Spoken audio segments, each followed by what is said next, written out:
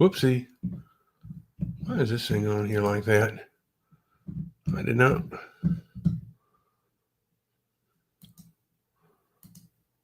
What in the heck?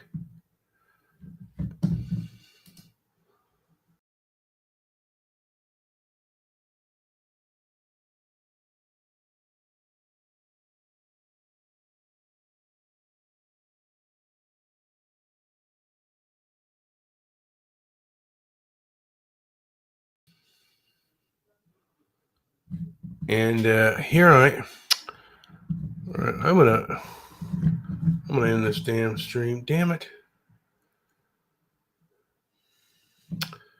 This thing is not going the way I think it should go, and I don't like. Wait a minute! What has been added here?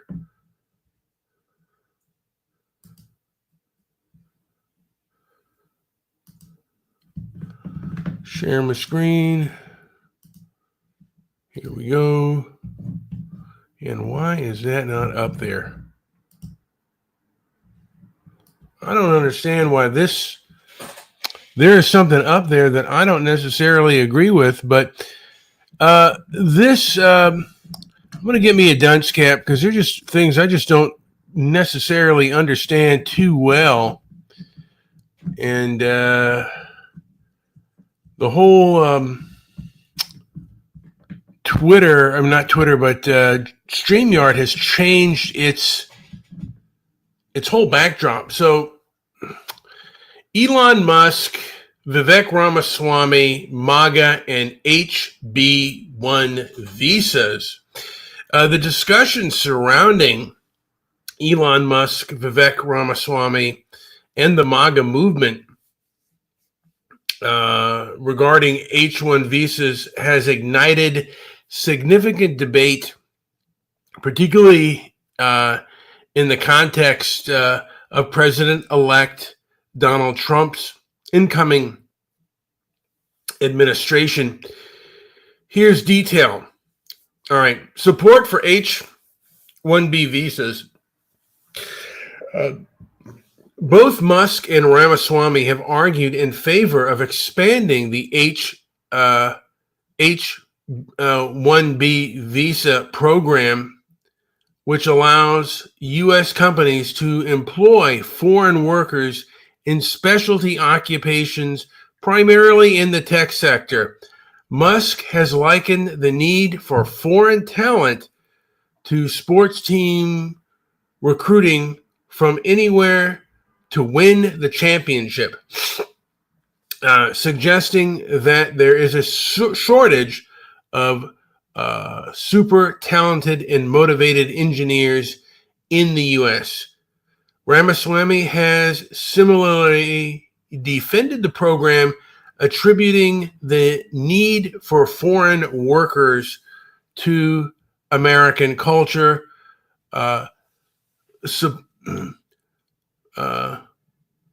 supposed lack of emphasis on excellence over mediocrity. The MAGA reaction backlash, their support has sparked a significant backlash from MAGA's base and other Trump allies who traditionally advocate for stricter immigration policies. Critics like Laura Loomer and others have accused Musk and Ramaswamy of undermining Trump's America First agenda by favoring foreign workers over Americans. This has led to accusations of hypocrisy and claims of censorship on X, where some critics say they lost their verification badges after speaking out. Political and cultural implications. Internal conflict. The situation highlights potential rift within the Republican Party and Trump's coalition, with some MAGA supporters seeing the defense of H-1B visas as contrary to the values of prioritizing American labor. Cultural critic. Ramaswamy's comments on American culture have also been contentious, with some arguing he's oversimplifying or misrepresenting the cultural dynamics to justify his stance on immigration. Broader context: Trump administration, there is uncertainty about how Trump's administration will handle this issue. While he has previously restricted H-1B visas during his term, his current stance might be influenced by his new tech allies like Musk and Ramaswamy, who are part of his advisory role. However, traditional MAGA base expects a continuing strict immigration policies. Public sentiment on X. Post on X reflects a mixed support and criticism of Musk's positions, with some users highlighting the need for skilled workers in tech, while others argue for protection of American jobs. This discourse has exposed a divide within conservative circles on how to approach immigration in the tech sector. In conclusion, while Musk and Ramaswamy advocate for more open policy towards high-skilled immigration, this stance has not been universally accepted within the MAGA community, leading to significant debate over the future of immigration policies under Trump.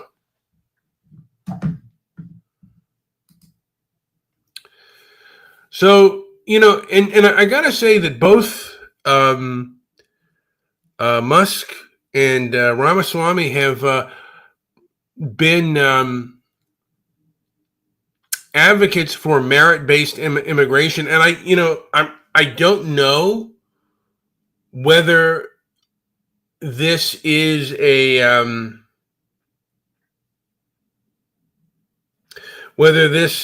the same thing as merit-based immigration that they did propose in the beginning of the Trump administration. So that's why I want my dunce cap, because, man, I may not understand it fully.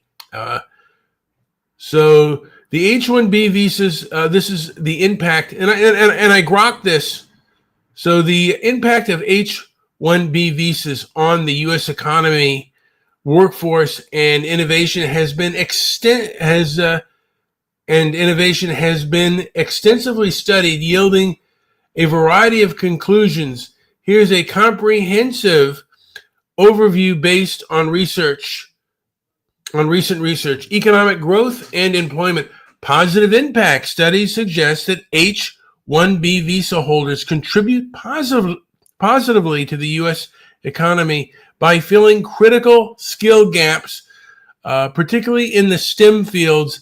A study found that between 2005 and 2018, an increase in H-1B visa holders with occupations was associated with a decrease in unemployment rate for the that occupation. The influx of skilled foreign workers has been linked to increase of productivity, innovation, and economic output. For example, research indicates that H-1B workers are associated with lower consumer prices, greater innovation, and higher total factor productivity. Negative impact. Conversely, some studies and reports critique that H-1B programs for potentially displacing American workers. There are claims that the program may lead to wage suppression for U.S. workers, particularly in technology sectors. Critics argue that companies sometimes use H-1B visas to hire cheaper labor, which could negatively impact wages and job opportunities for domestic workers. The Economic Policy Institute has reported that portion of H-1B positions offered to wages below the local median. Median. Sorry about that, folks. Innovation and entrepreneurship. Position influence research from the National Bureau of Economic Research and other institutions has shown that H-1B visa holders are vital for innovation, and with evidence linking them to increased patent filings and venture capital funding for startups. The presence of H-1B workers has been associated with higher rates of productivity, product innovation, particularly in tech-related fields, which benefits consumers through lower prices and more advanced products. Counter-arguments, however, not all studies agree on the innovation aspect. Some findings suggest that firms receiving H-1B visas do not necessarily innovate or higher growth than the challenges, the narrative that H-1B visa significantly drive innovation sectors. Wage and labor. Wage effect. There's contention over whether H-1B visa holders drive down wages. Some research shows that H-1B workers are often paid comparably or even more than their U.S. counterparts, suggesting they complement rather than compete with local talent. However, other analysis argue the program can lead to wage depression, especially when used by outsourcing firms in areas with high H-1B contracts. And, I'm not sure. And like I said, it's not one of my my bigger issues on this. I don't want to say I'm rather I don't know what to.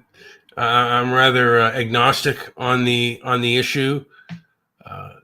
There's just a large part of me that perhaps believes that more workers are a good thing. More like competent, merit-based workers are a good thing, but I'm not sure that H-1B visas are a merit-based, are kind of a merit-based immigration system. So I'd have to I'd have to read up on that, and I'm gonna ask Rock that.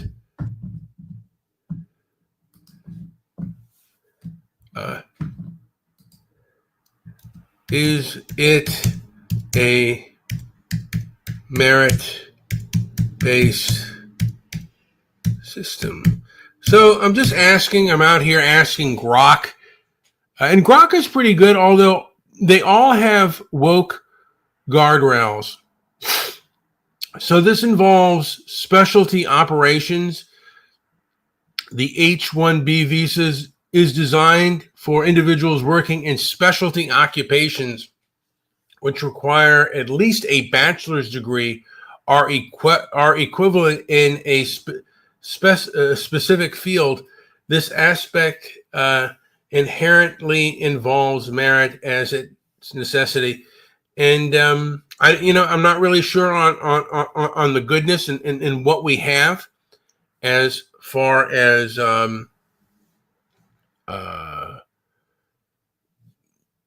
H-1B visas. This is the first I'm kind of delving into this, just putting myself into this. So I'm like I said, I'm rather ignorant. Merit-based proposal reforms. There have been discussions and proposals for making H-1B programs more merit-based, such as prioritizing visas for those with higher educational qualifications. More relevant experience are those who would command higher salaries, which indicate greater skill or demand for instance, a notice or proposal rulemaking that was in 2008. So I guess I have more questions, and you know what? I'm kind of stuck on this. Is this better for the American people? Does it make their quality of life better when you have a group of educated people in a job market, or does it make it worse for people? I mean, if I'm an employer, as an employer, I want the most qualified, and I want the best. So, I want the highest pool that I can get. As an employee, I want the best deal. And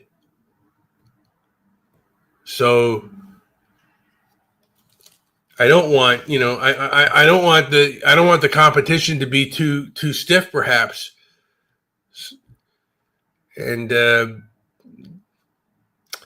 there are no easy solutions. There are only trade-offs. And what are the solutions and what are the trade-offs for this? This is something I'm going to kind of ponder on, and I may come back on further review.